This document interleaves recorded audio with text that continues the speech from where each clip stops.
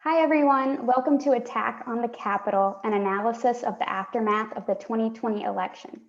This event was organized by the Institute of Politics, which is a student-run organization at UNC dedicated to engaging and inspiring students to pursue careers in politics and public service. This panel is part of the IOP's Speaker Series program. The Speaker Series brings knowledgeable individuals with a substantial background in the field of politics and public service to UNC to engage in substantive conversations with students, faculties, and other members of the university community. Please check out the IOP's website and social media to learn more. You can see that in the little picture on our screen. My name is Catherine Sugg, and I am a UNC student and director of the Speaker Series program. We are joined here today by UNC Law Professor Michael Gerhardt and former NC Supreme Court Justice Bob Orr, who will share their thoughts on this pressing topic today. Professor Gerhardt is an expert on politics and the law and served as a constitutional scholar for the House Judiciary Committee when President Trump was impeached in 2019. Justice Orr is an attorney with a robust career in North Carolina's judicial system and was the founding director of the NC Institute for Constitutional Law. During our event today, you can submit your questions via the Zoom Q&A feature at the bottom of your screen, and we will address them time permitting. So without further ado, we can go ahead and get started. Thank you so much for being here today. Our pleasure. Thanks for having us. Yes. So we're going to start off with a question, and I would like you to share from your perspective what exactly happened last week, and was this something you were surprised about, or were you expecting all along that something like this might happen?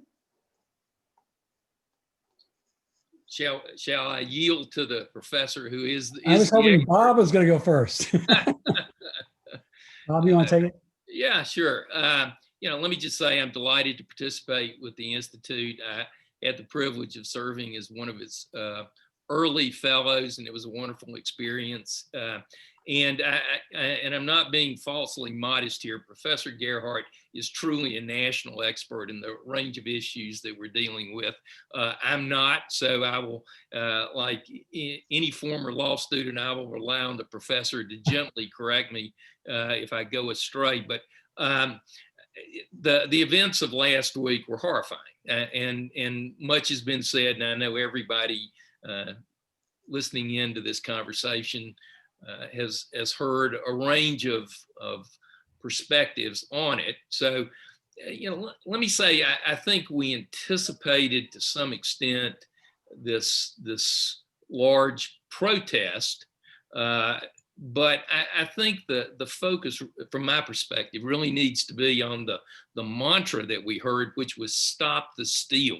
And this has been going on for literally since the election, and promulgated by President Trump and his supporters, that somehow the election was illegitimate and that he actually won. We all know that that was patently false, but this is a message that was repeated over and over. But to me, the critical component of what happened last week was the stop part.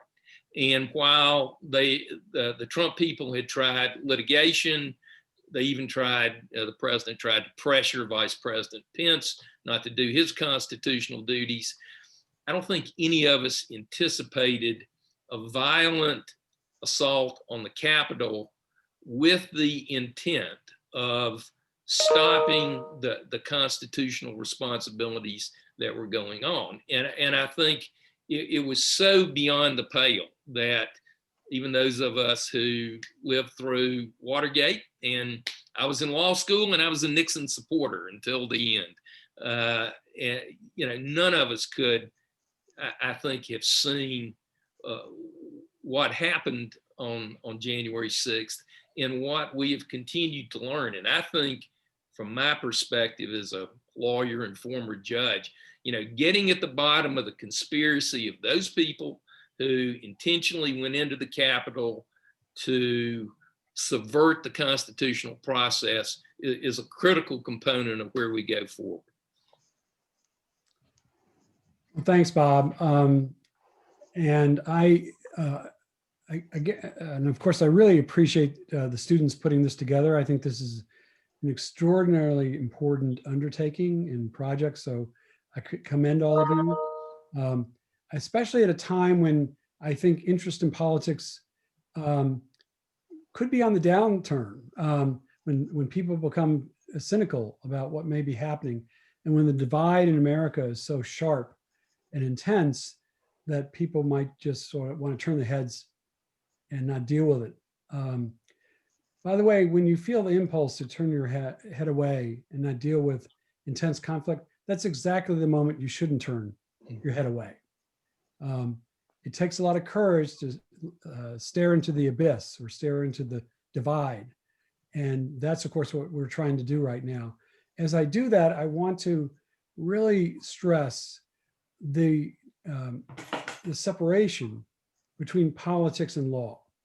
Now, a lot of what we're going to be talking about is the mixture.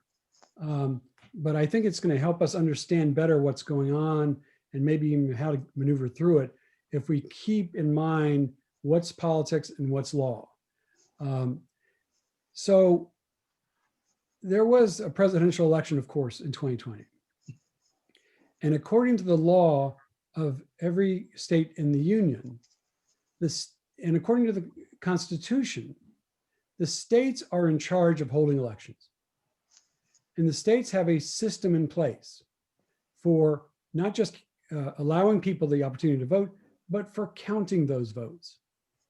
That's generally speaking not a federal realm. It's a state realm. And within that state realm, believe it or not, there was a good deal of law and order.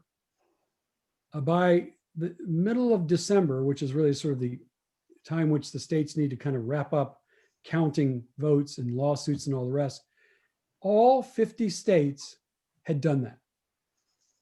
It's been referred to within this administration as the most secure election in American history. And that's with attempts by Russian agents and others to interfere with the election, and others who might not want to have dealt with the outcome. So come middle of December, according to the law of according to all the states, they had certified their results. They delivered those certified results to the Electoral College, which is set up in the Constitution. And in the Electoral College, the count was exactly the same in 2020 as it was in 2016. In 2016, President Trump said, that's a landslide. In 2020, he said, that's fraud. But there was no state in the country, not one, that said they found any fraud. And the finding of fraud has to be an illegal event. It's not just a political opinion. But that legal event wasn't happening anywhere in the country. Now, come January 1st, President Trump still was attacking the election. He was still trying to find avenues to get people somewhere within the legal framework to undo the election. The problem was he couldn't find any. And his last resort was to turn to his vice president apparently many, many times and say to Mike Pence, by the way, is a lawyer, and say to Mike Pence, you've got to overturn this yourself. When the matter comes to Washington, and Washington is, the Congress is expected to certify the results. It's going to be your job as my vice president to overturn the results. Mike Pence went around and talked to all sorts of people. And Mike Pence concluded, rightly in my judgment, he didn't have that authority. Now, I just want to pause for a second and explain why he didn't have that authority. It's because all 50 states had certified their results. There were no lingering questions about fraud.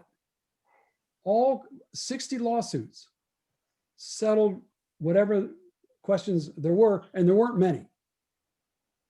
And the courts that settled it were largely state courts, but there were also some federal courts, and there were Democratic judges, and there were lots of Republican judges.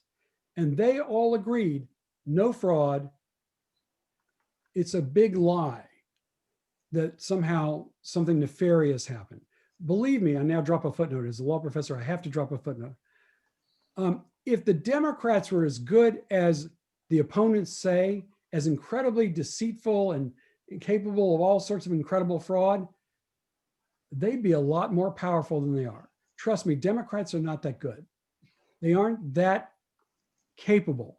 Nobody, except in fiction, is capable of the kind of fraud these people that have joined the efforts to overturn an election think happened. So Mike Pence realized that if by December 15th, the states had certified the results, the only function Congress has in certifying the results is purely formal. Just look at the results and say them out loud. That's all Congress has to do.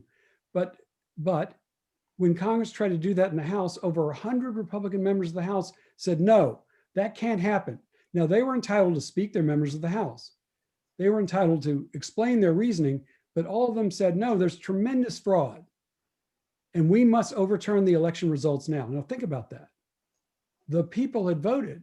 You may not like the results, but one thing about the law is you got to live with them. And that was, Pence recognized that. More than 100 Republicans in the House didn't. And by the way, there were senators saying, we're not going to accept the results of what the people decided. However, in the House certified. In the Senate certified. Majorities came together, they settled it. That still wasn't enough for the president. And so last week, we might have worried about this, but it did happen. He went out and encouraged a mob that was armed and dangerous to go march on the Capitol and demonstrate how strong you are. And the reports, there were some members of Congress that opened the doors. And those people charged, and they didn't charge to have a conversation. They charged in violation of a number of laws into the Congress, destroyed property, threatened the lives of duly elected leaders, who, by the way, we may not be able to feel their pain, but imagine how it felt, as Nancy Pelosi describes the scene, when her staff is under a desk for 2.5 hours, can't make a sound. Because if they made a sound, people would have barged in and probably shot them, or knifed them, or hanged them. That's just part of it. 5 people died in all of this. And now what we looked at today, at the historic moment today in the House, was, are we going to be able to hold the president accountable for his part? The House has said, yes, we still have time to impeach. And now we are where we are at this point in the process. Let me just chime in for a second on that, Catherine, and re-emphasize what Professor Gerhardt has pointed out about state election laws, Yes. particularly here in North Carolina. I mean, there is an election framework. There's also a legal framework for challenging if you think some sort of fraudulent or criminal activity is taking place. And there are not an inconsequential number of cases every year that are brought and litigated. And in fact, one of the most celebrated in North Carolina involved June Atkinson, who also was a fellow at the Institute of Politics. And so, as lawyers, you know, if you think there's fraud or something that's wrong, you have to present evidence. And there was an abject failure on the part of the Trump legal team to present evidence to the courts. And I have no doubt that had there been evidence that was credible, you would have seen the law enforcement, the Attorney General's office, and others involved in pursuing that litigation. That did not happen. And so all of these people, you know, from Trump to the Congress to on down, who continue to say that there's some sort of fraud involved, are either delusional or intentionally lying to people in order to stir up the kind of mob we saw last week. And they're defying the rule of law when they say that. Yeah. Now, I think Bob may have taught this. I for the last 10 years, I've taught legal ethics. And So legal ethics is the area of what we call professional responsibility. There are rules in every state for what lawyers have to do to stay licensed. And those lawyers that Bob was just referring to were going into court saying to courts, now let's just put ourselves in that venue for a second, saying to courts, we don't have any evidence of fraud, but we'd like some time to go do some investigation. And the court is going to say, as it did, that's not how lawsuits work. You're supposed to come in here with credible claims backed up by real evidence that we can see that something bad happened or something wrong happened. Yeah, in the election context, certainty and finality in elections is critical to the democratic process. I mean, we can't still be litigating Bush v. Gore long after the fact, you know. Yes, So I wanted to talk a little more about that, because my understanding is that some Democrats in Congress objected to the vote certification during Bush and Gore's election. So how is this different from that? What makes it different? Right. I mean, so, you know, one of the things that certainly, I guess, bothers me as a law professor and somebody who believes in the law is this sort of effort to say, well, what about this? You know, Jim Jordan, Matt Gatz, who were last week fomenting rebellion, were saying it's really the Democrats' fault. You know, the attack on Congress is really the Democrats' fault.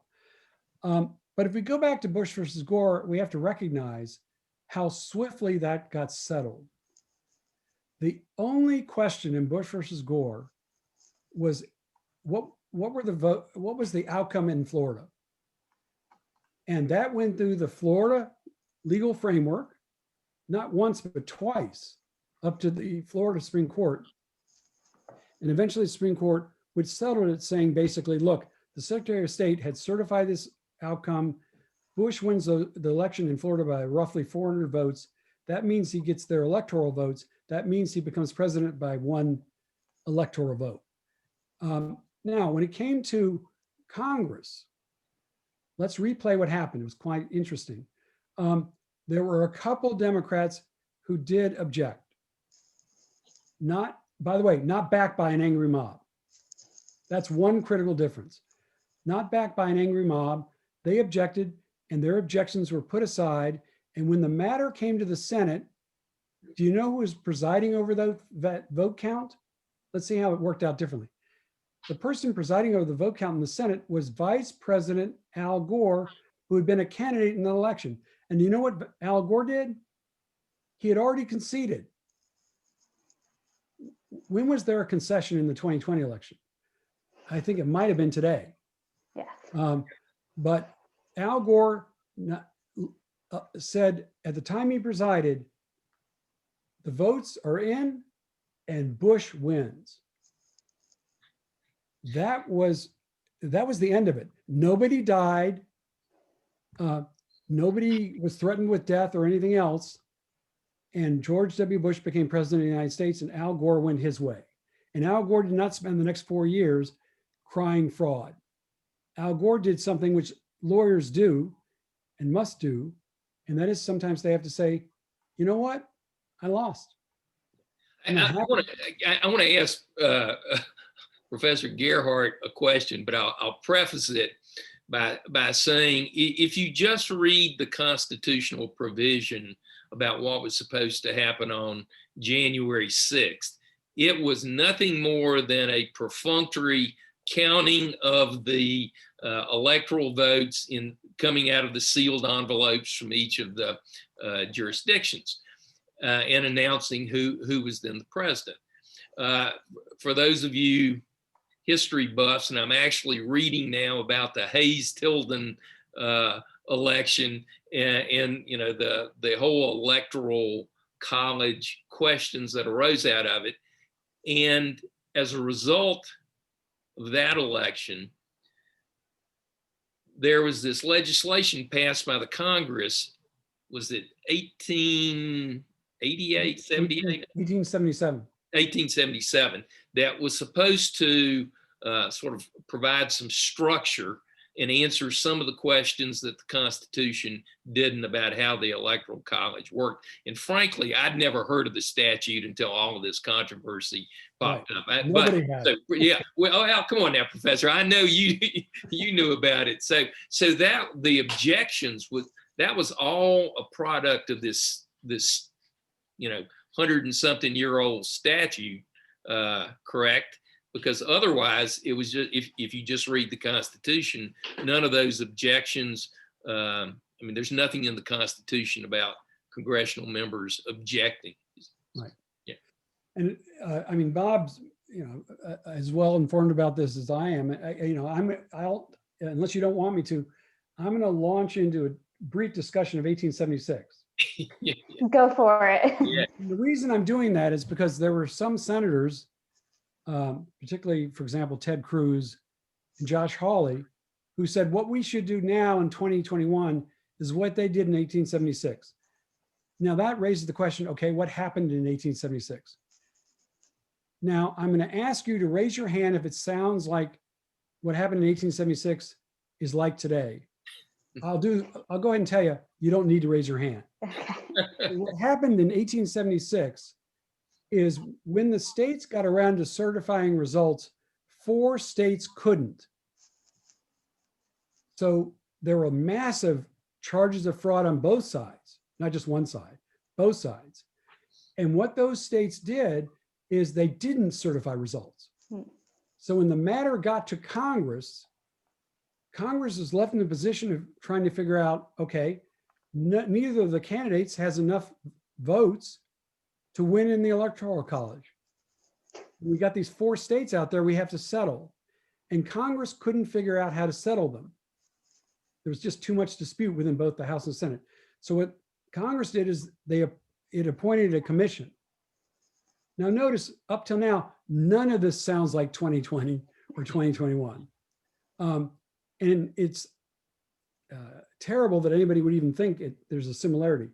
So a commission gets appointed, 13 members, 6 Republicans, 6 Democrats. The independents, a guy named David Davis, who is an independent. He was the 13th member. David Davis was really a Republican. He was Lincoln's campaign manager. And when the commission voted on the outcomes in those 4 states, what to do with them, they voted along strict party lines. It was 7-6 on every single one of them. And Hayes ended up winning pursuant to a compromise that was made after the commission was sort of voted. And the compromise was Tilden would accept the results. He was the Democratic candidate. He actually had more votes from the public. But Tilden said, fine, Hayes, you become president in exchange for 1 term and the end of Reconstruction. There is nothing like that in 2020 or 2021. So we lawyers would say that's a different case. There's nothing analogous here. Thank you for providing some additional historical context. I know at least for Bush and Gore, I was too young to really absorb everything. And then in the 1870s, none of us were here. So I'm glad you were able to draw some connections. I wasn't here. I wasn't there either. I know, okay. But yeah. Yes, and so I next wanted to address today's big news, which is that the House has voted to impeach Trump again.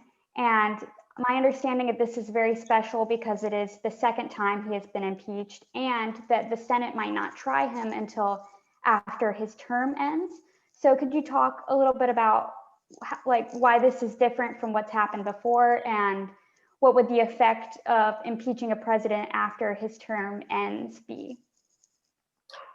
I yield to the expert to kick this one off. Well, jump in. Yeah.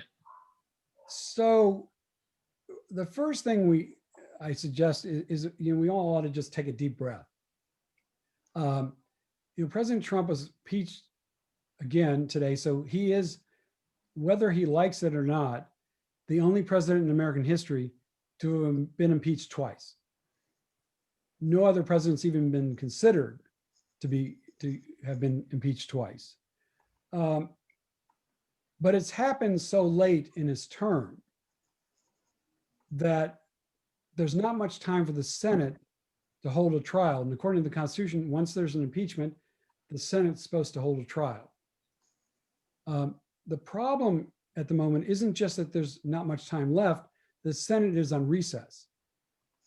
And the Senate majority does have the power, pursuant to a rule in the Senate, to join with the minority leader and call everybody back because there's an emergency. Senator McConnell's chosen not to do that. He says, I'm not going to bring people back until the end of their recess, which is the day before the inauguration. What that means is if there's going to be a trial, it's only going to start after January 20th, when Chuck Schumer becomes the majority leader. And that's why if there is a trial, Trump will no longer be in office. And we get into lots of thorny questions, but I just kind of want to stop for a second and just say that's where we may be come January 20th. I want to see Bob or anybody else. No, the only thing I would say is if the narrow focus of the impeachment is Trump inciting the crowd with his comments on the day of the rally, that's sort of one perspective. I tend to think of the trial of an impeachment as requiring evidence, and that's sort of uncontradicted evidence what he did. I think the greater question, and this has the broader national concern, is was there a coordinated effort to not just protest, but to actually go in under whatever circumstances they required, whether armed conflict or what, in order to stop the constitutional process? And where does that lead to Donald Trump? And I think that's going to take some time from an evidentiary investigatory standpoint. For those of us that went through Watergate, you had a break-in by, a group of guys into the Democrat National Committee, but that's bad, yes, but it was the ties, the monetary ties, the organizational ties that led back to the Nixon campaign, that led to Nixon, that ultimately, I think, ended up in the impeachment issues involving Nixon and his resignation. So I'm perfectly comfortable with a delayed trial in the Senate, because I think there needs to be a really comprehensive, nonpartisan federal investigation to see how broad this conspiracy was that had armed insurgents breaking into the Capitol, looking for members of Congress, and potentially what would have happened if they had confiscated those envelopes with the electoral votes. Was that an objective of these people? So I'm okay with the postponement of the actual trial. Now, I don't think anybody questions it's the Senate's job to conduct the trial. That's just spelled out in the United States Constitution. There are, however, some constitutional questions. And one of the big ones is whether or not the Senate really would be able to hold an impeachment trial because President Trump's no longer in office. The Constitution doesn't clearly answer that. And so what we've ended up with is there's largely a dispute about whether or not anybody could be impeached, or there could be an impeachment trial for somebody who's no longer in office. And the reason for that is that the Constitution doesn't reach private conduct. The impeachment process set up in this country was supposed to be different than the impeachment process in England. In England at the time, private citizens, everybody could be impeached, and any sanction could be imposed, including death. The only person in England who was not subject to the impeachment process was the king. The Americans created an impeachment process that was supposed to be just the opposite. Our version of the king, it's not really fair to call it that, is the president. And the framers were dead certain they wanted to make that person subject to impeachment. And we know the framers didn't want the president not to be subject If you look at the Declaration of Independence, all of you should go back, it's set up in a number of articles of impeachment against the king. That's what the Declaration is. And the colonists were basically saying, look, anybody who's in charge shouldn't be a king that's not amenable to law. Everybody should be subject to law. And that's where we get the idea that in this country, nobody is above the law like the king was. Now, the question becomes, because Trump has become a private citizen, is he now really immune to having the impeachment process brought against him, being forced to go to trial because he's no longer in office? Many people think the answer is no. Now that he's out, he's no longer subject to it. And they just say and the reason for that is what I just explained. The Constitution doesn't reach private conduct. However, there's another side. And the other side of the argument is that once you're, let's say, president, even in your closing days, if the impeachment process has begun, then the Senate's entitled to finish it. And somebody can't just leave office as a way to reach what we call a safe harbor, to be able to get away with it. And what's more, 3 times in American history, similar circumstances have happened, and all 3 times the Senate held a trial. The first time was the first impeachment. Now that might be really important because that was the first Congress. And it's thought that the people in the first Congress understood the Constitution because they wrote it.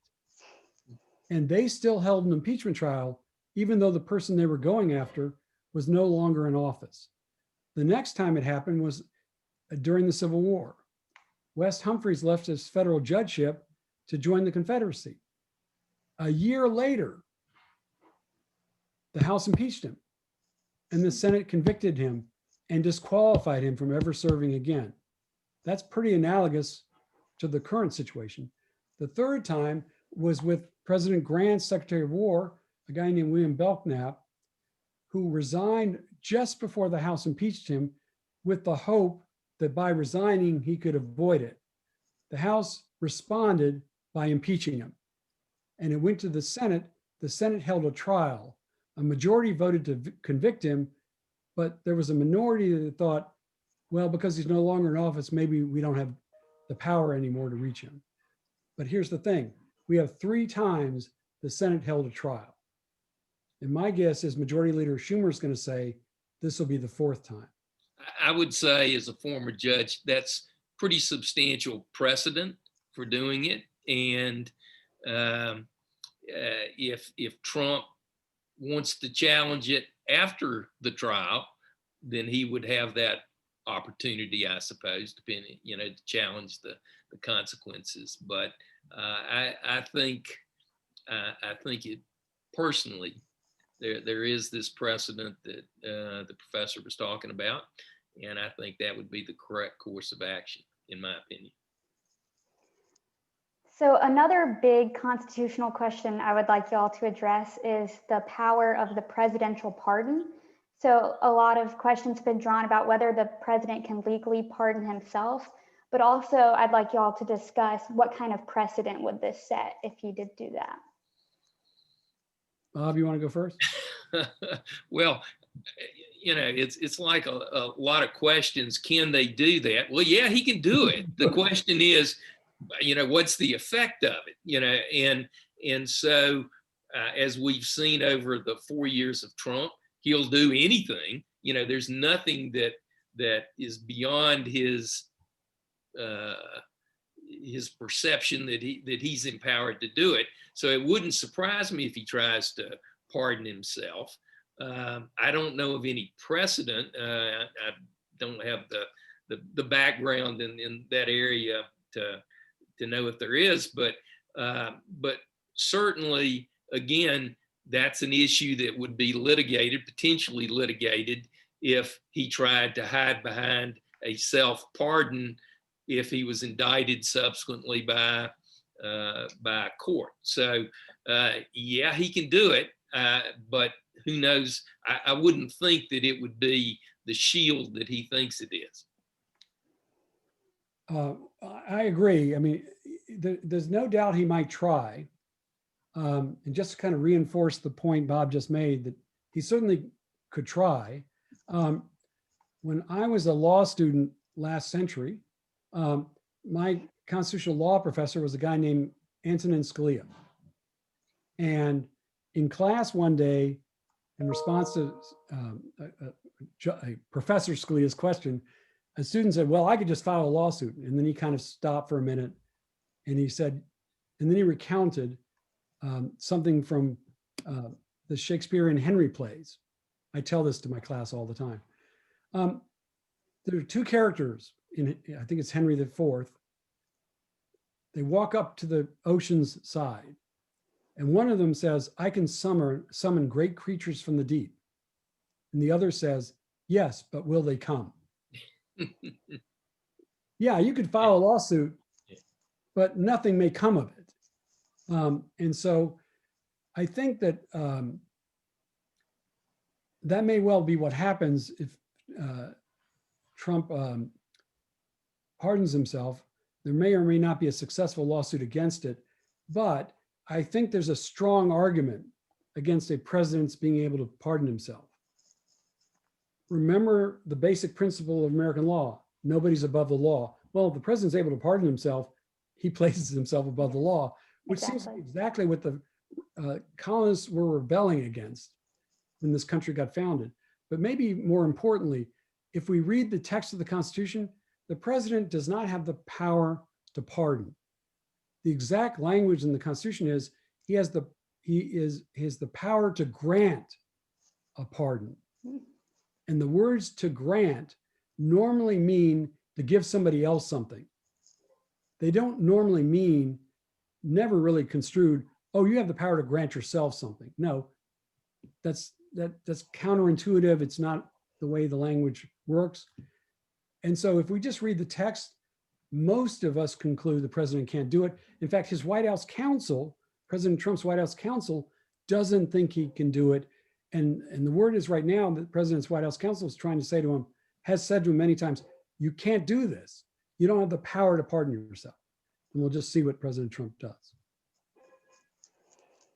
Yes, thank you for elaborating on that further. So something that has been made very real this week for a lot of people is the power of freedom of speech and how that intersects with private platforms like social media.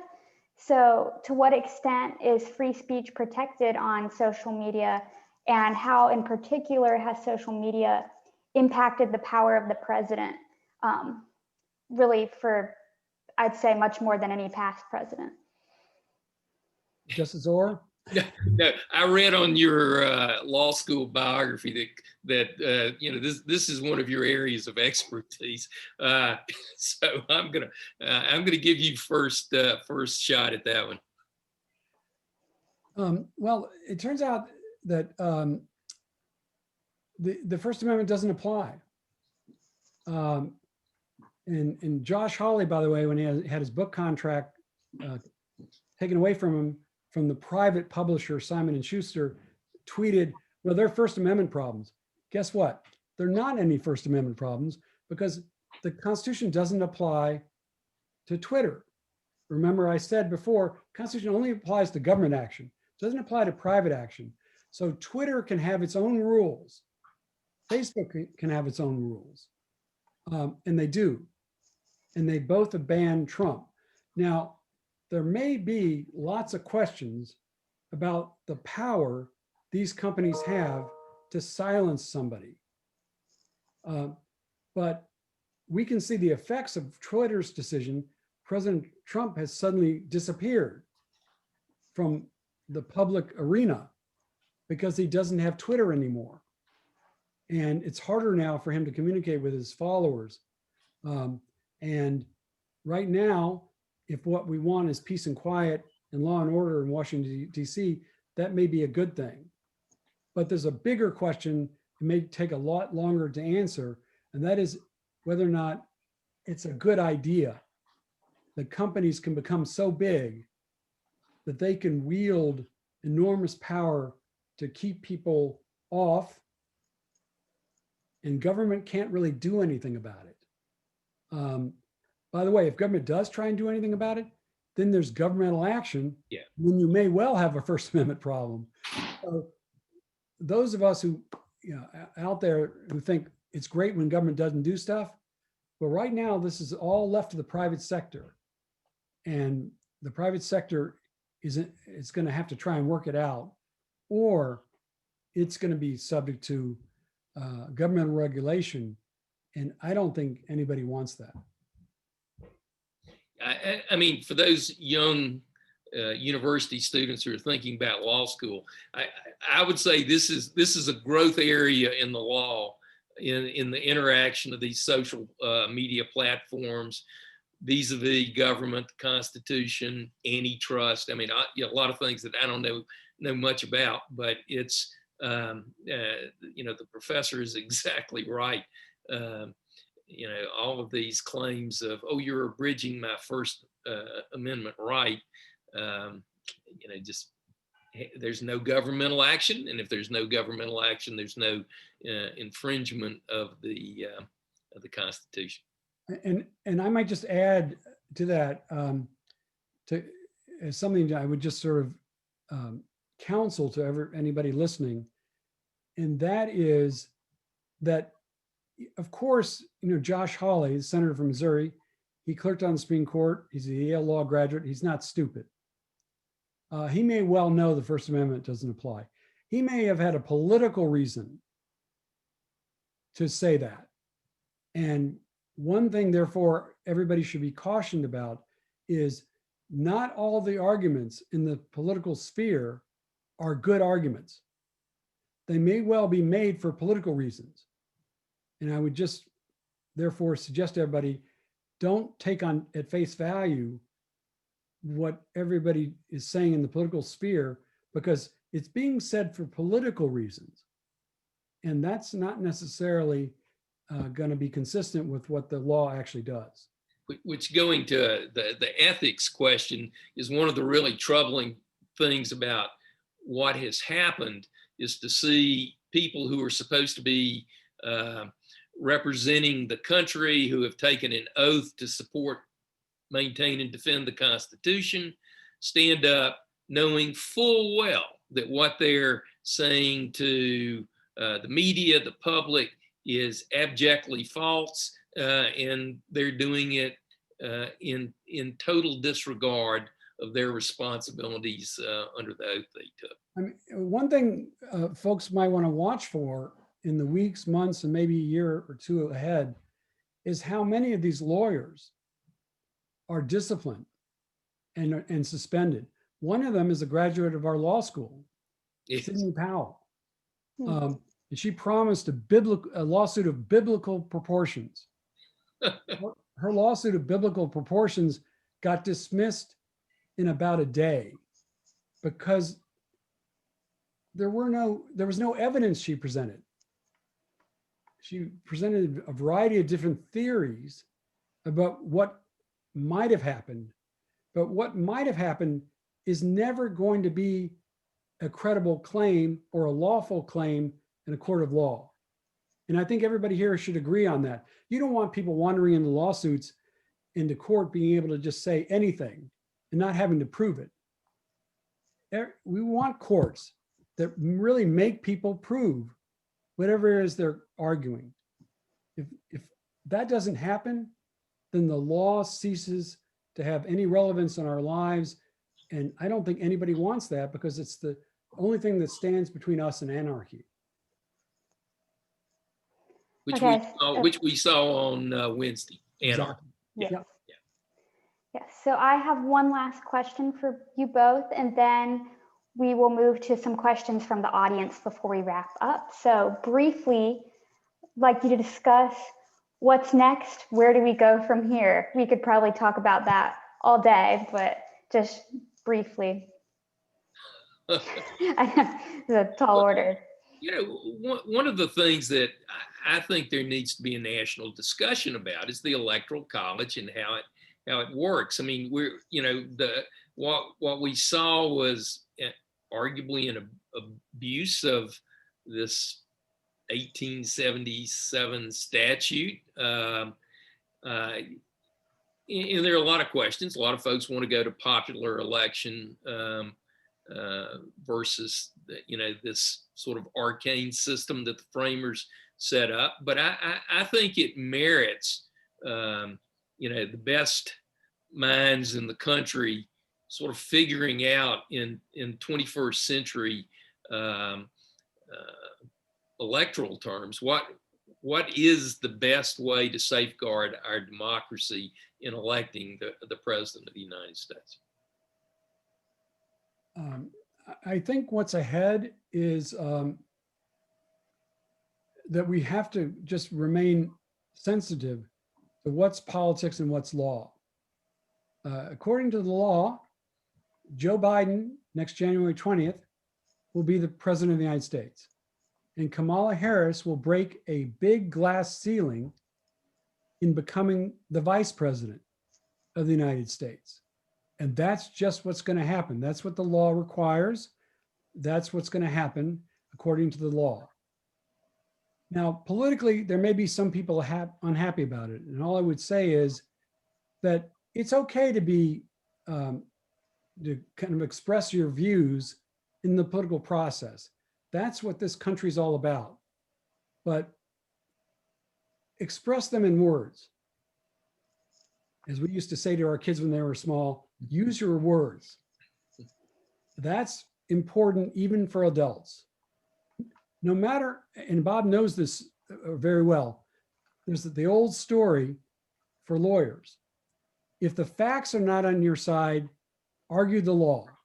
If the law is not on your side, argue the facts. If neither the law nor the facts are on your side, pound the table and yell. Look at Congress. Yeah. Who's yelling? That already tells you they don't have the law or the facts on their side. What we have ultimately should be able to do, and all the great students here at UNC, one of the greatest universities in the world, should be able to use their educations to make more informed judgments and arguments. But just pounding the table doesn't make you right. It just hurts the table. Amen. Thank you.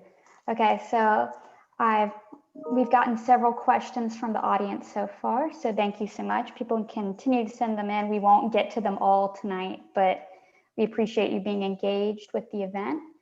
A couple people have asked about how impeaching Trump after he's left office changes the consequences. So what are some things that are the effects of impeaching a president?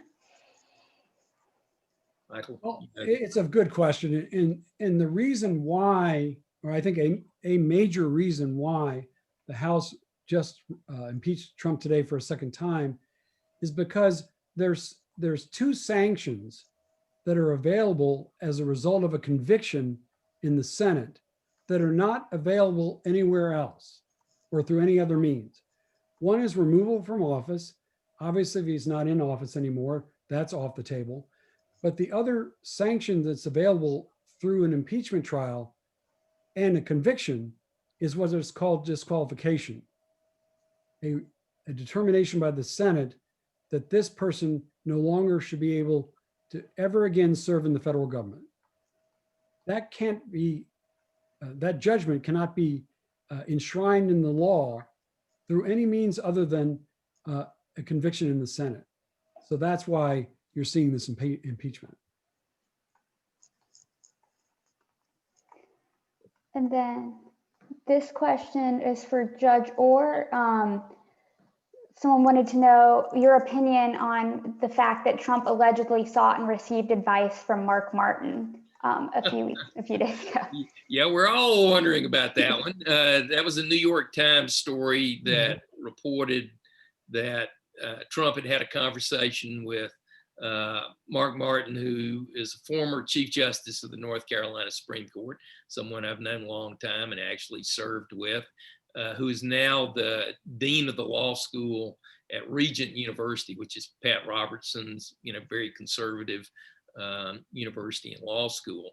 The press has asked for a verification, and at least as of late today, there had been no response from former Chief Justice Martin whether in fact the conversation took place, and if so, did he really tell Trump that that Vice President Pence could in fact do what Trump wanted him to do? I would be surprised by that. I think all constitutional scholars know that Vice President Pence could not flip the election or send it back to the states, and I would be surprised. But I do see the I'll try and be nice, the hand of Trump Chief of Staff Mark Meadows, who is from Western North Carolina, where Mark Martin is from, and I'm sure in trying to find some sort of authority to bolster Trump's delusional beliefs that Pence could do something. I'm sure he said, "Oh, I know this former Chief Justice who's down at Pat Robertson's law school. He could probably help us out." So whatever happened, I suspect Mark Meadows was heavily involved in dragging former Chief Justice Martin into it. Well, I should also say, Mark is a graduate of our law school. He's a friend of mine as well. And in my opinion, a very judicious person. He'd been a judge for many years in North Carolina before he left for the deanship.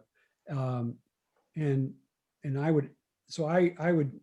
I'd be very surprised as well for Mark Martin to be telling Mike Pence it's okay to overturn the election. But we'd like to hear that from him. Yes, I agree. Yeah. Okay, we've received a question about the Pennsylvania election. So wondering if you can speak to the charge from the senator from Missouri that the Pennsylvania election was somehow unconstitutional, that the Pennsylvania election process was changed, and that the resulting process was somehow in conflict with federal law. Okay, so I'll try to handle this. Good. Now, I'm going to tell you what the argument is. It's not a good argument. I just want to preface that. But it's not a simple argument. So the Constitution provides that states arrange for their elections. I was saying that at the very beginning.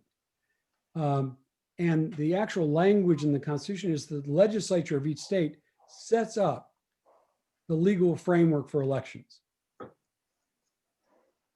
The argument that Josh Hawley was making was that when the Constitution says the legislature sets up the legal framework, only the legislature may make any decision about how how elections are conducted and how electors are chosen.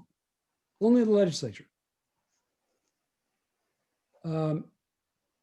I should point, and what happened in Pennsylvania is that the head of the electoral system, the election commissioner, or forget the exact words in Pennsylvania, decided that because of COVID, there would be, I think it's a she, there would we can't just go by the way the law was written.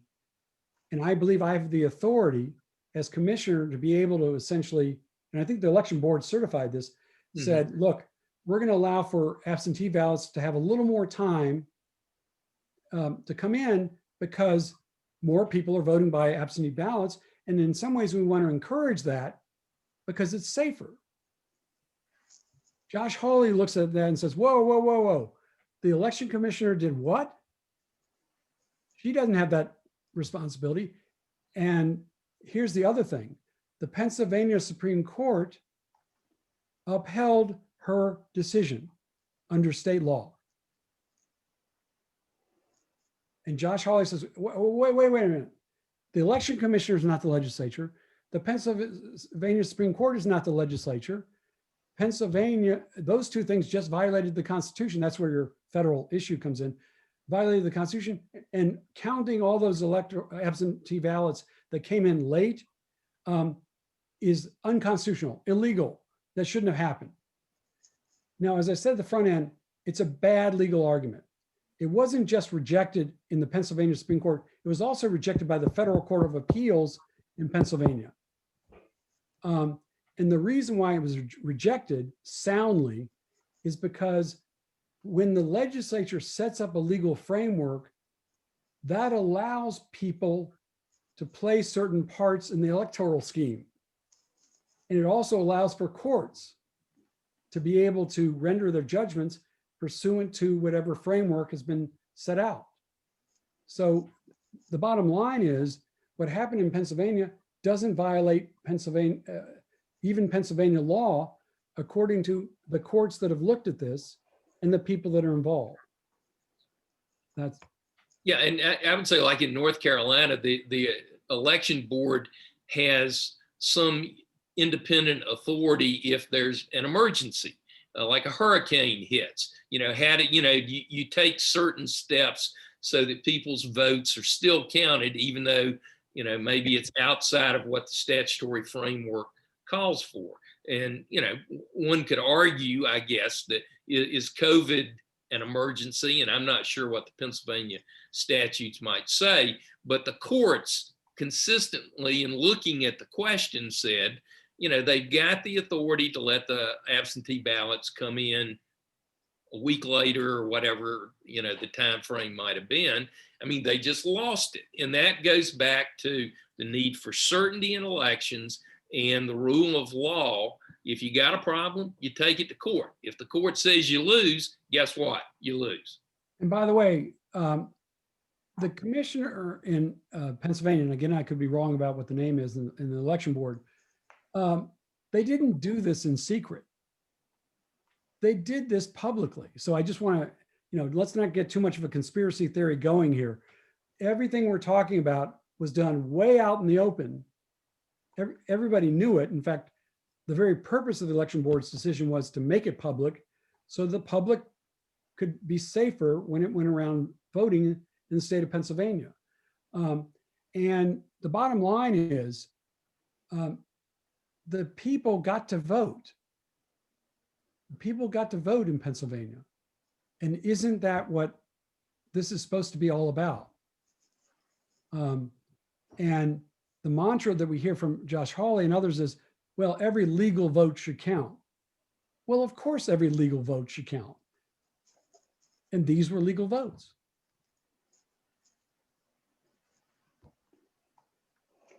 Okay, so let's squeeze in one more question, and then I think we'll be just about out of time. But people were writing in about free speech once again. So a lot of people, it's been in the news, are getting fired from their jobs because of things they've done or said. How does this vary with state constitutions versus free speech protected by the US Constitution?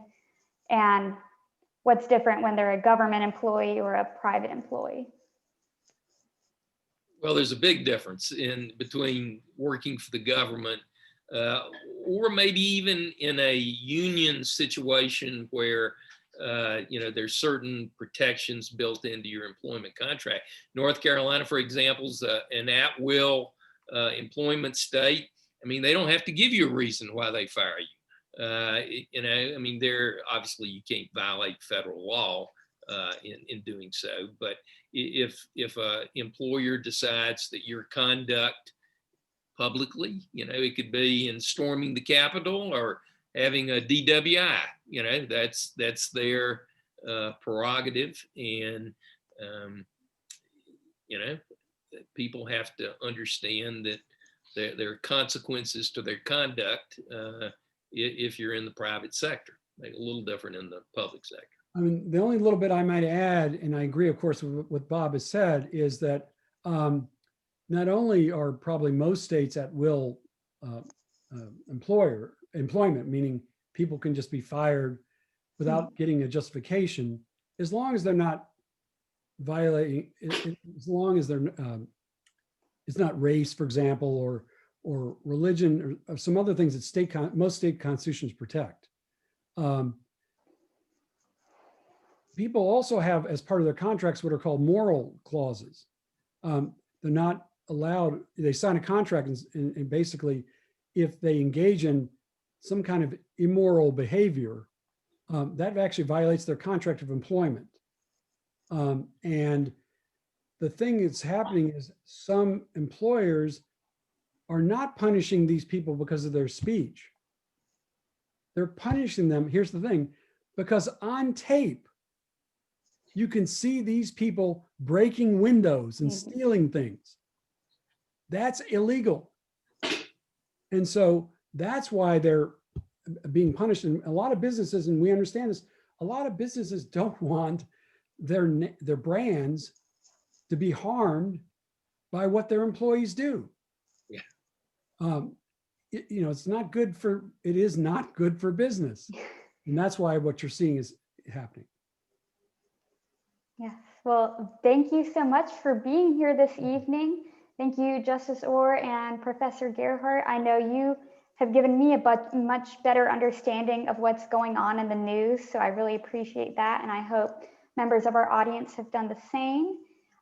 Everyone, you can visit unciop.org to learn more about our organization and see what events we will be adding events throughout the semester to check out, and this recording will also be of this event will also be posted. So thank you so much. Thank you, Catherine, and thanks to IOP for hosting this. And it was a pleasure, Professor. Always a great pleasure to be with you, Bob, and I appreciate the opportunity to do this. Thank all of you. Good evening. Thank you.